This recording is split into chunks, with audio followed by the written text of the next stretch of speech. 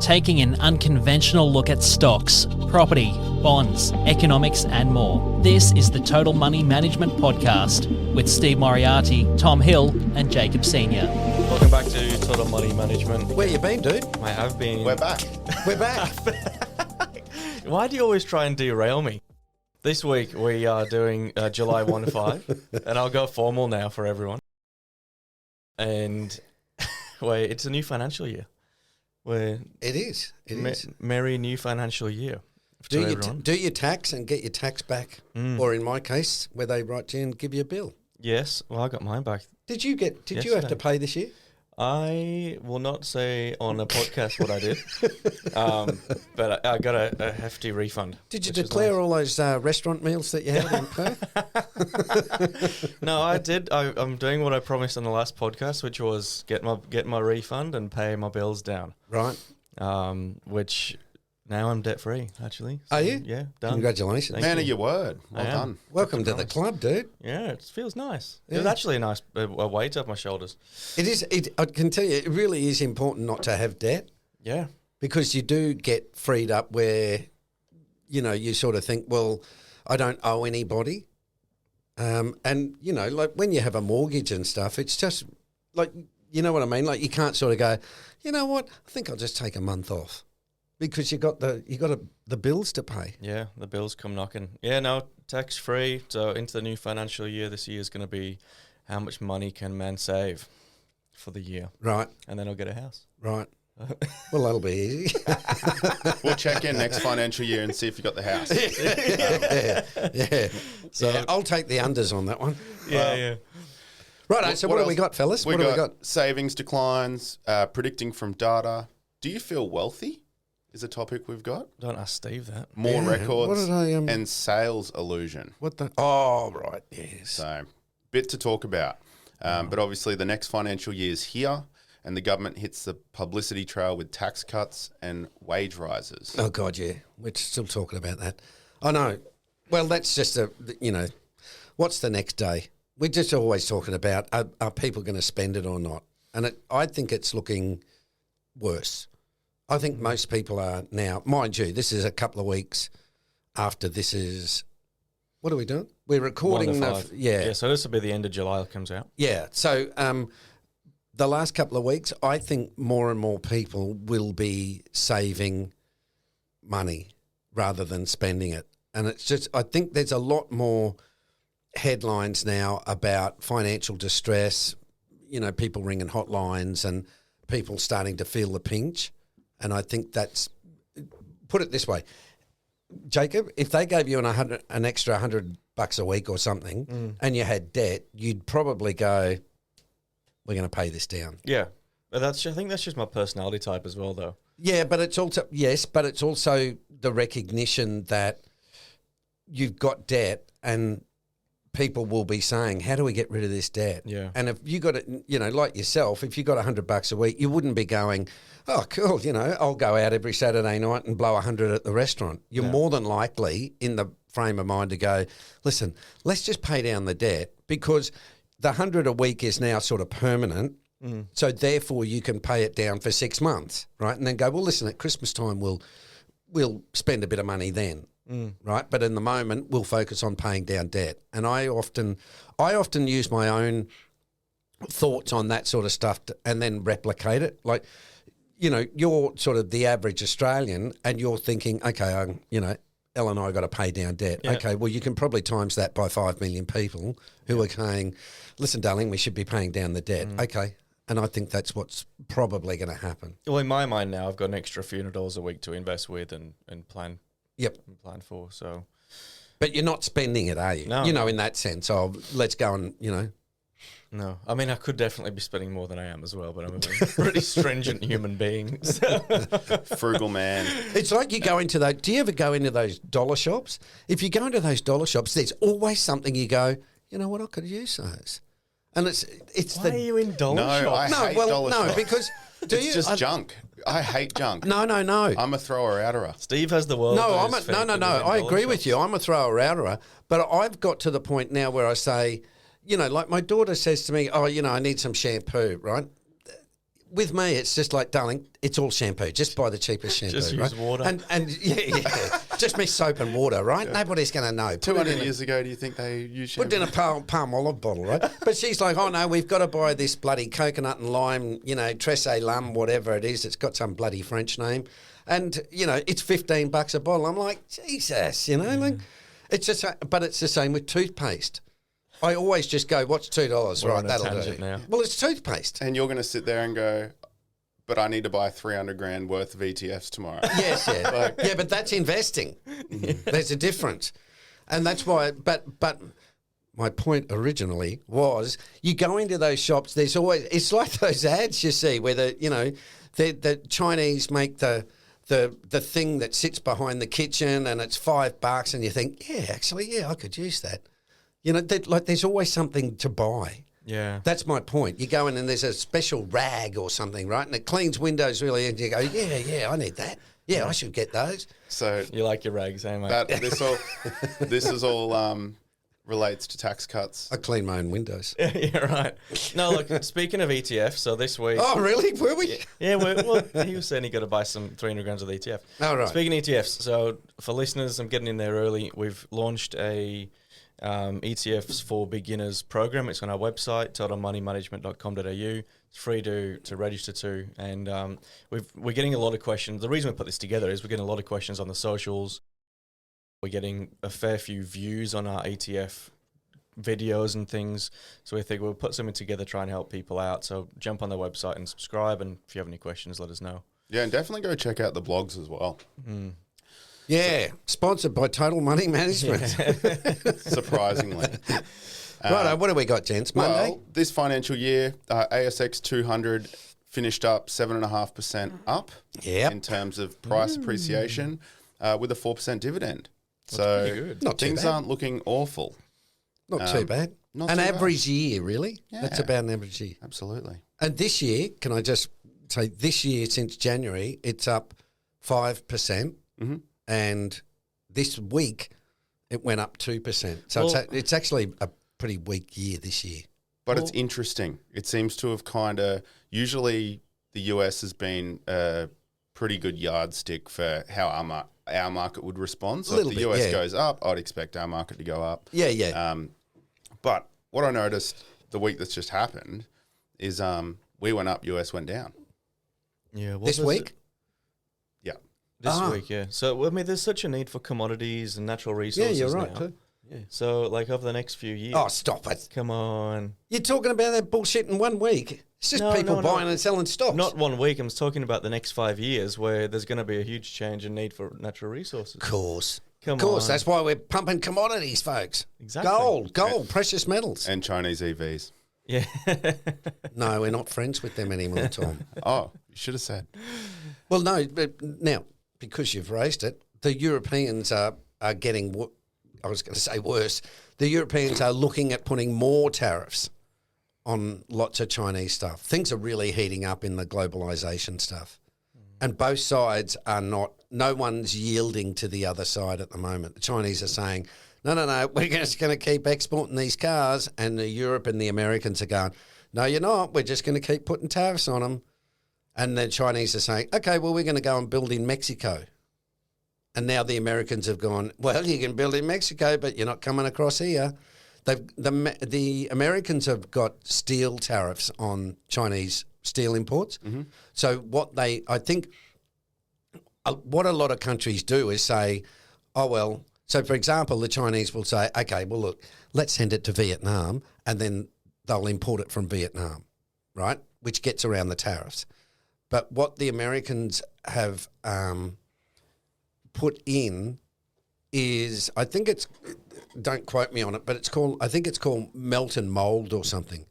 And so what they're saying is, unless you melt it and smelter it in that country, i.e. Mexico, right, we're not taking it. So the Chinese can't do the steel, send it to Mexico, and then Mexico sends it to the Americans. Right? What the Americans are saying is, no, it's got to come from where it's been melted and basically made. So that stops the Chinese just sending the end product to somewhere else, right? It's what they're doing with Russian oil, Right, the Russians are sending the oil to India, who's then on selling it for a couple of bucks extra on a barrel and, making money. So Europe says, oh, yeah, we bought this from India. And it's like, dude, it's come from Russia. Yeah. Right, but we all sort of ignore that. Yeah, well, India's done well. So maybe that's got something to do with it. Best performing market for about the last 20 years. Interesting. Yeah. Isn't it? Yeah. I think I saw it was up almost 15%. But I mean, I'm getting ahead of myself now. But this financial year, I think India was up about 15%. It's been a stellar performer, as I said, for about the last, I think, 20 years. It's way ahead of the pack. And funny, because you never really hear about it that much. Well, is it overvalued at the minute? That's a good question, Jacob. I don't think so. Part of the problem with emerging markets is because we haven't got a long enough data set, it's hard to know whether they're overvalued or not. The only thing you can do is, so you can look at something like Brazil, right, and say, wow, Brazil's on a CAPE of 10. That's cheap because the average CAPE is 17.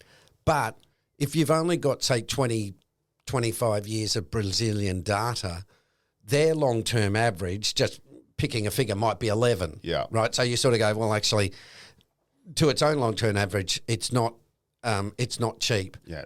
But with emerging markets, the thing is, if you use the assumption that they're going to, grow into developed countries like Korea, where you then go, okay, well, it is cheap based on if, they don't elect a dictator who, turns it communist or something. Right. Okay.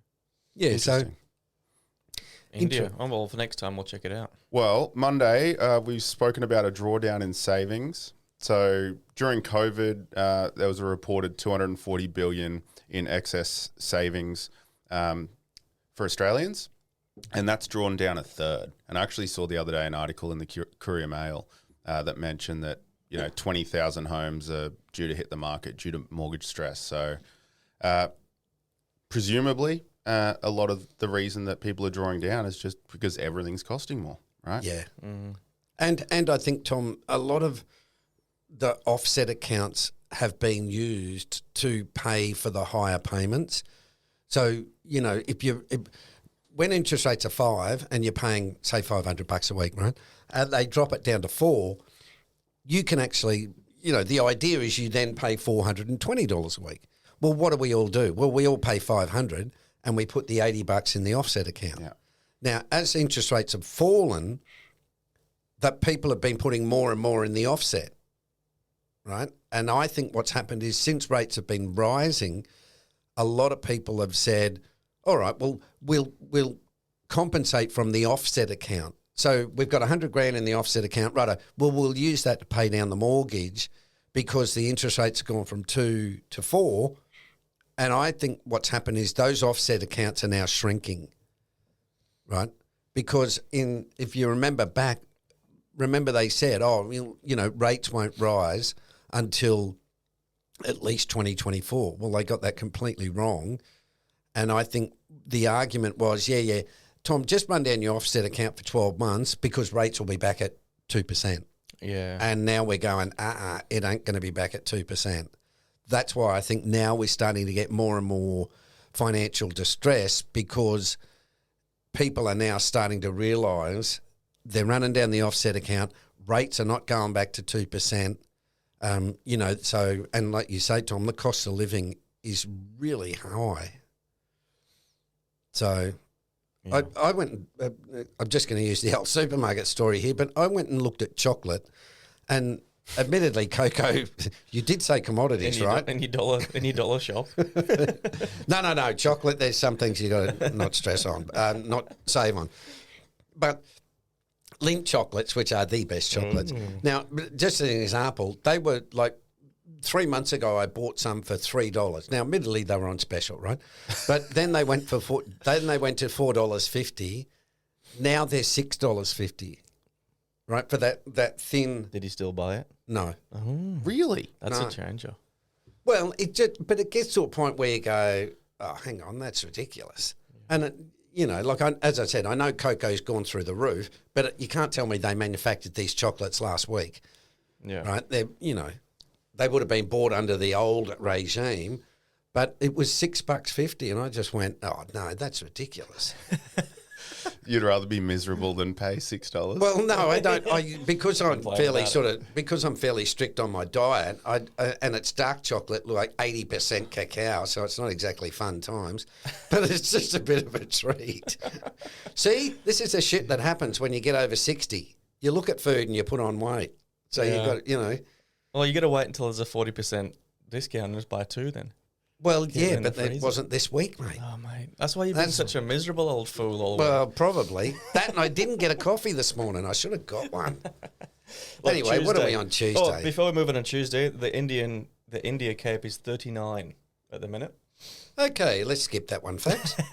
Maybe give that one a miss for now. So, like Tuesday, it's a good start for the S&P 500 and bodes well for the remainder of the year. Bond prices, not so much. So the S&P peaked at new highs again. Yeah.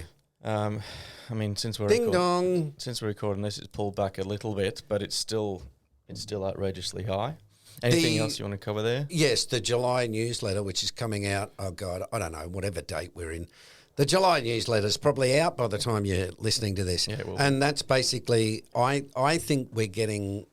This is what are we in July? What 12th or something? Are we? Yeah, somewhere around there. I don't know. 13th, right. July 13th. I'm saying this. The market to me just looks.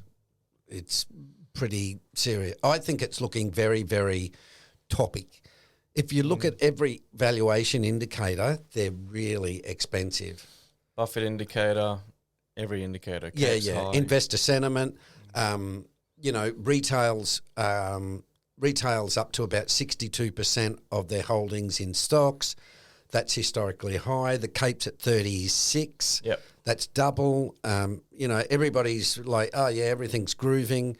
And the economy in the US is doing well, but you just got to be a little bit careful about it's doing well, but it doesn't mean you need to just buy stocks and, hey, boom, away you go. Yeah, if you can NVIDIA, right, the magnificent. It's all the stuff that I know from market cycles, so I'm just looking at it going, oh, dear. Well, you look at this now and go, okay, do we think that this will continue at this rate for the next 10 years? And if you look at it and say yes, then you're an idiot. So you might have another 6 months or a year. We might be 2 years if we extrapolate it out. Yeah. But if we're investing over the next 10 years, there's just no way it's not going to fall. Yeah. That's right. I think it's important to reiterate too, at no point are we saying don't hold stocks. We're just saying be careful with your allocation. Don't have all your eggs in one basket that is hanging on by a few threads. Or if you're going to buy a stock, you want to make sure it's seriously cheap, and you also want to be able to allocate properly, asset allocate properly. So, even if you find a cheap stock and you've got 20 grand, you don't go, right, beauty, in for 20 grand. Because as Howard Marks said, and as I think it's one of the slides we use in Market Cycles, I think, where Howard says, look, if you buy a cheap stock in an expensive market, you're being a little bit hubristic, right? He's sort of saying, listen, if you really think that, everyone else's stocks are going to fall, but not yours, it's going to rise, generally not the way it happens, right? Yeah. So you might, I often personally, what I do is I take an opener. So I might take 25%, and then if it falls, I'll buy, I'm comfortable buying more. Mm-hmm. Yeah, that makes a lot of sense. Just in periods like this, right, I know the thing that you teach Jacob and I when we're reviewing what we've got is you just make us rebalance a little bit more often. Yeah. If something's done really, really well, make sure you're taking some money off the table. Yep. Not necessarily have to sell right out, right? But on Wednesday, there was a good ABC article about the general conditions of the Australian economy. Most of our debt, now at 200% of the GDP, has been spent on property, and we predict that it's a big reason why the ASX hasn't really done a lot in the last 15 years, right? Yeah. And why we think the next 15 probably won't be the same as the last. Go stocks, go stocks. It's time. And the headline for that article, we're richer than everyone else, but one more rate hike could change that. Yep. There's a thing, what they come out with, there's this fundamental point, and I think I might have spoken about it in previous podcasts. There's this point about what constitutes wealth, right? Oh, Australia's a rich nation. No, it's not. It's just our house prices are batshit crazy. That's not wealth. So if I said to you, Tom, and I think I talked about this a couple of weeks ago, where, you buy a car or you buy a house, that's a consumption item, right? You're consuming a house, right? So if you buy it for $1 million, why would I come along later and say, I'll give you 1.2 for it? Even if you said, oh, well, it's in a great location, blah, blah. It's like, yeah, okay, but why would I pay you more for it? Because it's worth 1.5, mate. Well, apparently so.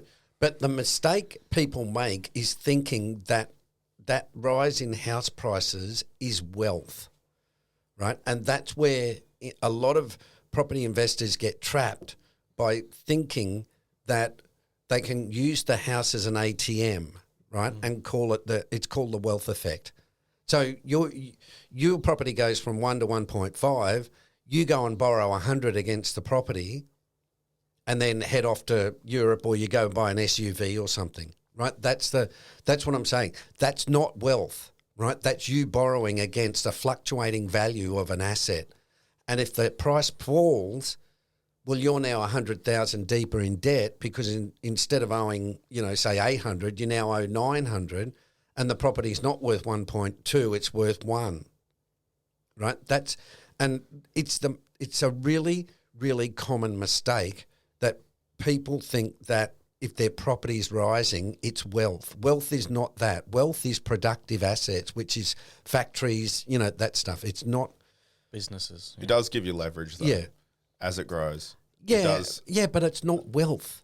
Well, do you see what I mean? I do, yeah. I'm not arguing. That's the really important point, because at an aggregate level, they're saying, Australians are the richest in the world. Okay, we'll drop property prices 30% and see if we're the richest in the world. Well, the difficult thing is it's been such a property boom for 25, 30 years that people cannot comprehend that, because it's been a huge macro cycle where they have treated it as wealth and also benefited.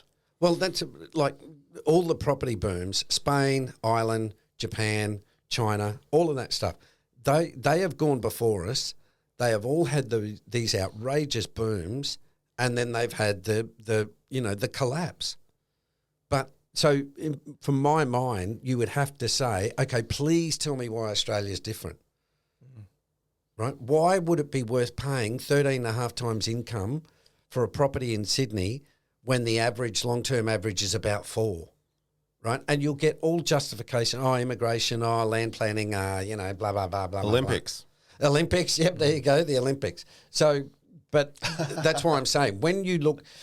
If you think we, quote unquote, are unique, please explain what's unique, right? Not immigration. Okay, well, they had that in Spain. It was land planning laws, right? Well, that was in Ireland. And I tell you what it is. It's cheap money, right? Money's flooding into the country with low interest rates, and it's also a function of trade relationships. Yeah, that's fascinating. So the bubble will pop eventually. Well, they always do, Jacob. It's just like we talk about with stocks. You can't see it at the moment, right? Because everything's so good. And like we were saying about the US, right? We're looking at the US. If you looked at it ignoring the Kate ratio, you'd go, well, the economy's pumping. It's really strong. Stocks are doing really well. We've had good years, blah, blah, blah. That's why CAPE is really important, and that's why I talk about the long-term averages, because it puts you in a context where you go, wow, it's been really expensive for a long time. And like you said before, well, do you really think we're going to go on like this for another 10 years? And so if you said, and I think we joked about this a few weeks ago, where we said, well, do you really think the average Sydney property will get to 3 million? Well, not if incomes don't rise. It might do, but it's not going to stay there, because the debt that you borrow to pay for a property comes from your income. Yeah. Right? And there's only so much discretionary income to the point where you go, listen, I can't pay anymore. And that's what's happening with some people under mortgage stress, right? They were paying $500 a week at 2%, and they said, well, we can handle 6. We can handle 650. Can you handle 750 to 800 a week? No. Okay, well, now you're in financial stress. Yeah, when everything else is going up too, right? Exactly, So- exactly. Well, all markets mean revert, right? It's usually when people say that mean Absolutely. So in this case, property prices will never fall. Yeah. That's people basically saying, well, the markets don't mean revert, and we know that they do. And it's the same with stock bubbles. It's not just. It's the same conversation with the S&P 500. Yeah. Um, You go and have a look at commercial real estate values in the US. Man, oh man. There's buildings that were bought for 420 million that are now selling for 60. Right? You don't think that's a hit to the hip pocket? Wow. And there's a lot of that just going on behind the scenes, right? Because working from home is now sort of entrenched. yeah. Just a whole, but again, it's just saying, like you look at that and say, oh, that can't be right. Surely, who would pay 400 for a building and then get 60? And it's, it happens in stocks. It's funny. I was talking to a guy, one of the owners. I probably won't say the building, but a big building in Brisbane on Eagle Street, and he was saying that they've gone from a 40% capacity of businesses in the building to a 85% capacity. So businesses are paying for the offices, Yep. but there's nobody in the offices. Yeah, yeah. And he's like, we're all making money. Everyone's happy. The businesses are using it as a tax expense or whatever. I don't know what they're doing. Yep. But there's nobody in there. Yeah. From Wednesday, Thursday, Friday, they're at about a 25% capacity, but the books are showing an 85% capacity. Yeah. So you're just like, well, are people going back to work? I'm of the opinion that there'll be some hybrid model. I know you guys are more that people are happy to work from home now, but like it's such an interesting area, like position to be in for commercial businesses. Yeah. But 100%. it just goes to show you, like price and value can get really out of whack. Like this is why I'm a little bit critical of a lot of people in the finance industry who, they look at a property and say it's worth 400 million or 450 million, and then something happens and it's worth 60. Do you know what I mean? Like you're looking at that going, man, How's that even possible? how did you get a discounted cash flow going? Yeah, it's worth 420.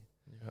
I mean, did you look at a downside and go, yeah, but what if we just, what if rates did this and I think part of it is everybody's into flipping stuff. Yeah. Stocks, property, art, and that's what we've said. Everything's on the capital gain. It's private equity, like 101. Absolutely. But if someone's in a position to buy anything for $420 million, they obviously surely know what they're doing. Yeah. You'd like to, Do you know what I yeah, mean? yeah. Like I would like to think so. Would But you like yeah. to buy? Would you like to buy someone? Would you trust someone who said, "I bought a property for 420 now and sold it for 70," and you went, "Oh, mate, I'd love you to buy me a building." No. I would have probably trusted them Before. Yeah. Going, well, how do you have $420 million? Yeah. Well, they've probably done that ridiculous. 15 times before and just lived in a Yeah. huge bull market and gone, I'm a genius. That's exactly right. You're in a bull market. It's like at the moment. I think anyway. Now, I'm probably wrong, but my point is, how much do you need a real estate agent when you're in a bull market? You got property shortages. Well, just put a price on your property and sell it, right? If you're in a bull market, someone will buy it, right? Why do you need to pay a real estate agent $35,000 to quote sell your properties? They've probably got 10 people on the books there, It's just the way.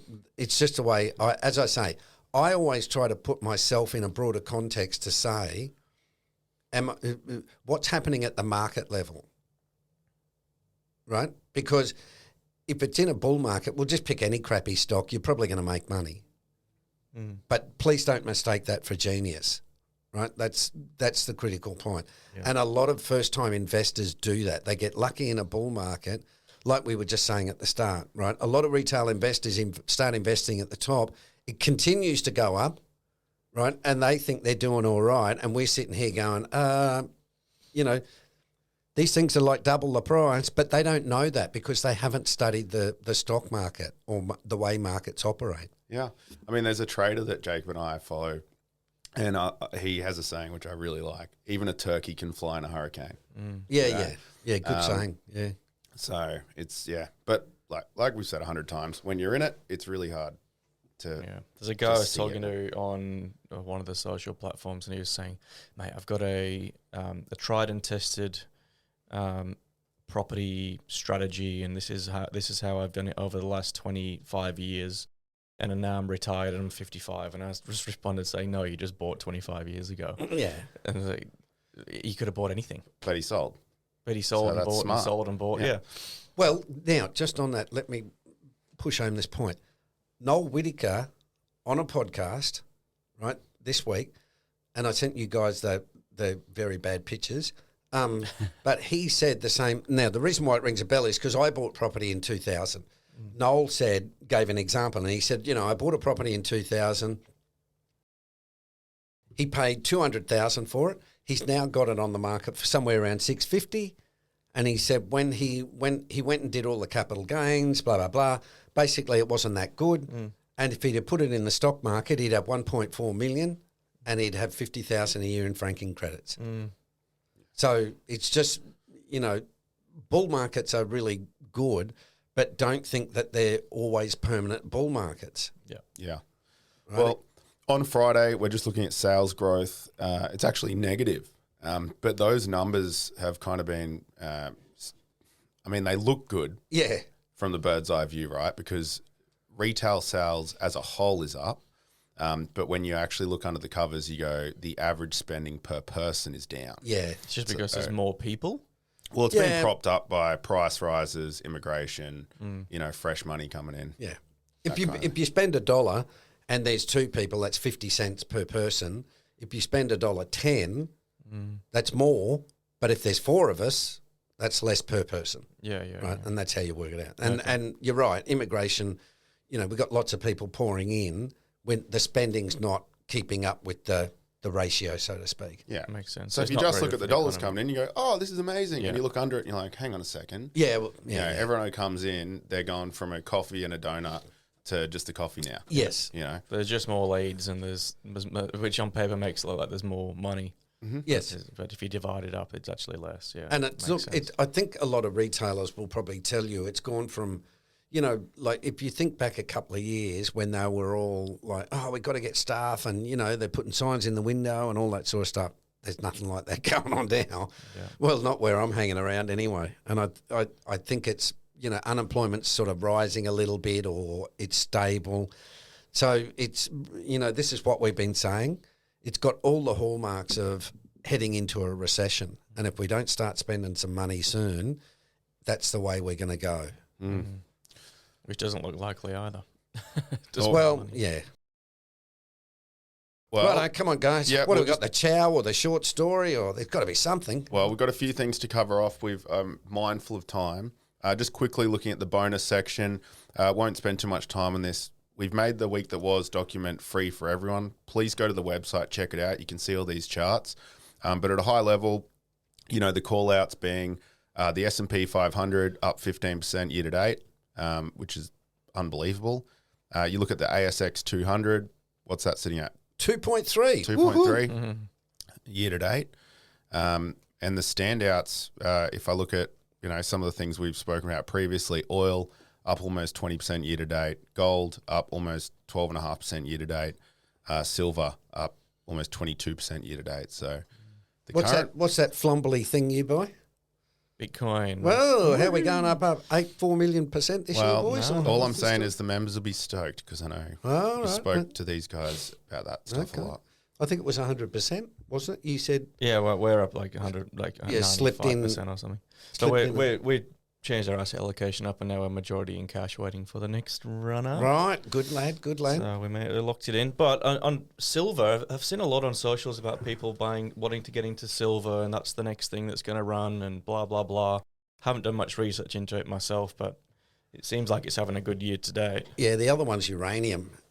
It's a little bit of a hot topic amongst all the precious metals and the anti-inflation investments.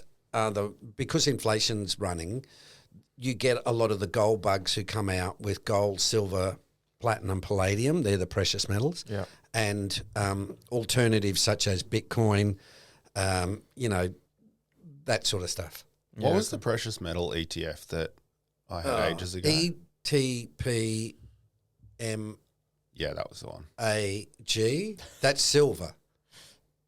Is that No, the one that had palladium and everything in it. ETP.